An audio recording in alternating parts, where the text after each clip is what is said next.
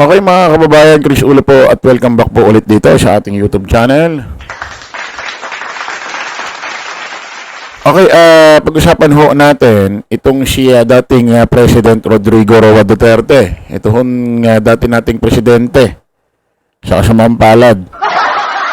At ito hong three stooges ho ng Senado. Three stooges to, sorry. Three stooges tuloy. Tatlong magigiting, matatalino at walang katulad na mga senador, ha? Si Senador Bongo, Bato de la Rosa at Senador Robin Padilla. Palakpakan natin. Palakpakan natin. Ito pala dapat. Okay.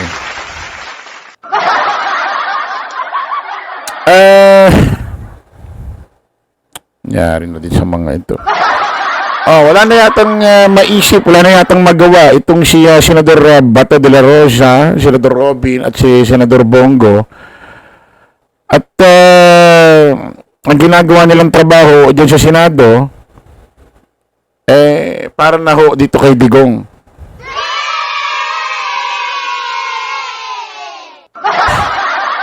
Ito ay mga didishit, ano. Basahin natin. Naghain ho ng resolution sina Senador Bongo, Bato de la Rosa at Robin Padilla na nanawagan ng interim release ni former President Rodrigo Duterte para sa isang house arrest. Para sa isang house arrest set up sa Dahig. Layo nitong mas matutukan ang kanyang kalusugan habang nasa kustodiya ng ICC. Ayon sa resolusyon, higit 100 araw na ang detention ni Tatay Digong sa kabila ng kanyang katandaan at mga iniindang sakit.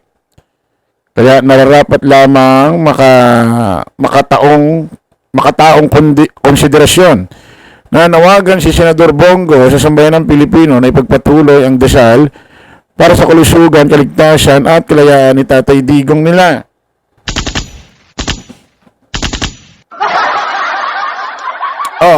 Ito hong tatlong senador ho, Bong Revilla tuloy. Bongo, Senador Robin, Senador Bato de la Rosa ay siguro ito yung regalo. No, ito yung regalo nila kay Digong sa ika-100 days. 100 days kasi March 11 siya inalis dito. March 11. March 12 dumating siya doon. So, March, April, May, June, July. 100 days na. Siguro, kahit alam naman nilang hindi papansinin ito. Kasi ganito yan eh. Naghain doon ng resolusyon, ganito ganyan sa Senado.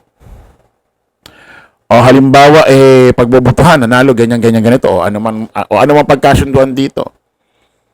Para ipapatupad yan doon.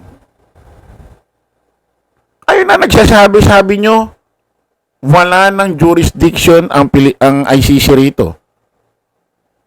Paano kikilalanin ng ICC yung mga pinagkakasunduan nyo dyan? Baka ano lang ito, pautot. Yung tipong gagawa ng gimmick kahit alam nyong wala rin naman pupuntahan.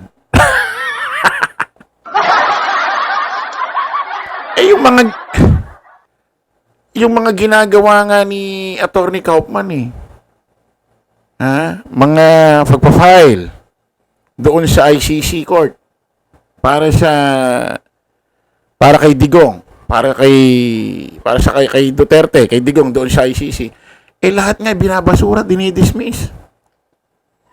Yung request nga lang ng kampo ng Duterte na mag-inhibit yung dalawang judge doon. Wala, hindi natupad. Yun lang yun, Yung interim release, hindi pa natin alam kung talagang tablado na. So, anong pautot ito? Paano kikilalanin ng ICC yan? At ang problema kasi rito, mga kababayan, paano pagbibigyan ng ICC yung mga request ng kampo ng mga Duterte at para sa kanilang para kay Digong ikakabuti niya. Alam niyo naman tong grupo ng mga DD shit kung ano-ano sinasabi sa ICC. Pati yung isang judge, di ba, yung social media account niya nilulusob ng mga DD shit. Tapos ito pa si Roque kung ano-ano sinasabi, kinidnap daw, kinidnap. Pwede bang di nalalaman na papanood ng ICC yan? Paano kayo pagbibigyan ng paano pagbibigyan yung mga request ninyo para kay Digong? Kayo mismo, kung ano-ano sinasabi sa ICC. Tapos si Digong kung ano-ano pa sinasabi rin. Di ba bago ma-aresto yan? Ni General Torre. Bubulyaw dun sa Hong Kong, minumura, kasi kung ano-ano sinasabi sa ICC. Tapos kayo kung ano-ano nire-request, paano kayo pagbibigyan? Yung mga miyembro ng DD shit, mga balahura magsalita sa ICC. Ito, hindi ko talaga makuha ang point nito Senador Bongo, Bato de la Rosa, Robin Padilla. Saan ba to?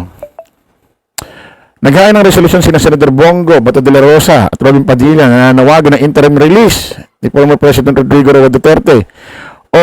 Naghain ng resolusyon. Resolusyon. Tapos, paliwanag niyo, paano kayo kilalanin sa ICC yan? Paano kayo kilalanin? Kayo nagsasabi, wala ng jurisdiction. Paano? Paano ba to? Pautot na lang ito Baka ano na lang ito, malaman man lang ng mga DD shit na na ikaw 100 days, parang ano lang, parang 40 days. Parang 40 days. Para masabi lang ba na may ginagalaw kahit alam yung mga pautot na hindi rin naman talaga, wala patutunguhan ito Walang patutunguhan ito. Buti pa ito kay Senador Amy Marcos, baka may patunguhan ito. Kasi isa sa batas, gagawa na yata ito ng Duterte bill yata. Ano ito? Proteksyon? Batas? Ano to? Duterte bill? Para? Ano ito? Gagawa ng batas para ikakaproteksyon ni Digong? Ganon?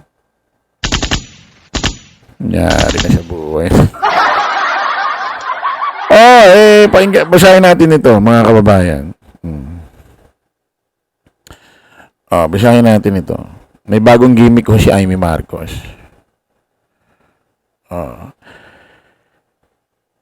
Ito ang mensahe ni Senador Amy Marcos matapos maghain ng panukalang batas na layong gawing krimen at parusahan ang pagsuko sa isang Pilipino sa foreign jurisdiction ng walang arrest warrant mula sa Korte ng Pilipinas. Siguro ito di ba nag-file ho yan ng kaso dito sa magkapatid na Rimulya, PNP Chief General Torre at PNP Chief Marbil yata para dun yata ito. Pero syempre nung naghain siya ng kasong ganon, hindi pa naman wala pa naman to, pag-uusapan pa to. Ito ang mensahe ni Senador Amy Marcos matapos maghain ng panukalang batas na layong gawing krimen parusang pagsuko sa isang Pilipino sa foreign jurisdiction na walang arrest warrant mula sa Korte ng Pilipinas. Sa explanatory note para sa Rodrigo R. Duterte Bill. What? Duterte Bill? Sa explanatory note para sa Rodrigo Roa Duterte Bill o Senate Bill number 552. Iginiit ni Senadora Amy na hindi na umano dumaan sa tamang proseso ang pagkakulong ni dating Pangulong Rodrigo Roa Duterte sa International Criminal Court or ICC sa detention facility ng The Hague, Netherlands. Wala tayong masasabi dahil yung ICC may proseso sila sa kanila. Pero para sa atin, sa Pilipinas, labag din sa ating batas ang nangyari. Kaya kailangang managot, sabi ni Senador Amy Marcos.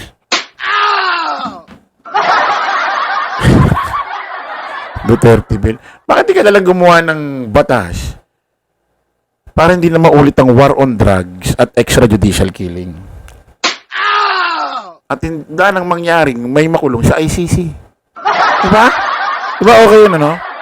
Gumawa ng batas na hindi na dapat mangyari ulit ang war on drugs, extrajudicial killing. Para wala nang makulong, katulad ni Digong sa ICC. Mas okay yun. Mas okay yun. Bakit? Ito, protection lang ito para mayroong walang madala sa ibang bansa na isang tao na dapat mananagot. Para dun lang to. Ba't di ka gumawa ng batas para sa mamamayang Pilipino? At di na maulit yung war on drugs at extrajudicial killing? Di ba mas okay yun? Anong demonyo na ba yung pumapasok sa katawan? Duterte bilang putik. Kataran. Bakit hindi naman tataka rito, mga kababayan? Wala akong masabi rito sa babaeng to, mga kababayan. Kakaiba. Ibang dugo dumadalo yata talaga dito. Kayo, ano masasabi niyo ho rito sa ginawa ho ni Senadora Amy Marcos na kung saan gagawa ho ng